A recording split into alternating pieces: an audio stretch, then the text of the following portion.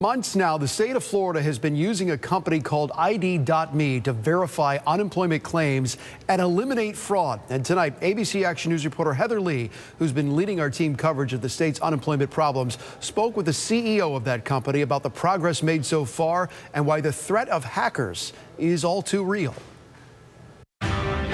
House is perplexed by what's happening to his Claimant Connect. The region's bank information keeps putting itself in here. He hasn't been receiving his unemployment benefits and has been noticing his personal information being replaced by someone else's. This is my new number now, and they put extension 5454 at the end of it. I keep updating it, and it keeps changing. He says after a back and forth, whoever is changing it on the other end will suddenly stop, making Kaus believe they've given up. And then, like the other day, they changed the bank information right before the Connect system shut down, so there was nothing I could do. Kaus says the ordeal has left him without a place to stay. I can't believe that somebody can sit on the other end of a computer and feel good about themselves that they're going to reroute somebody else's payment. I just don't understand how people could just not have a heart. He says all of this began after re-verifying himself through ID.me. Blake Hall, the CEO of the company, tells me they've been able to identify an alarming amount of fraud. In every state that we've gone back and vetted claimants,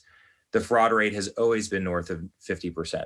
But because of that, he says the fraudsters are slowing down. He says proof is in screenshots from the dark web, where one of the most common phrases relating to unemployment is no ID me. Hall says they're avoiding states that are working with his company. They look for the softest spot, and when they find it and they share that data, they're literally crowdsourcing the information. Hall told me a striking trend they're seeing are street gangs moving from narcotics trafficking into unemployment fraud because it's more profitable and less risky. That's problematic for a number of reasons, but mostly because the financial loss tied to unemployment benefits is then compounded when it goes to these criminal enterprises. And while Hall does believe their technology is fighting off the bad guys, our job isn't finished yet. It's cat and mouse, and we're going to keep on them until we help the good guys. We sent Kaus's information to the DEO and ID.me to see if they can sort out his claim. Both agencies responded right away with confirmation. Heather Lee, ABC Action News.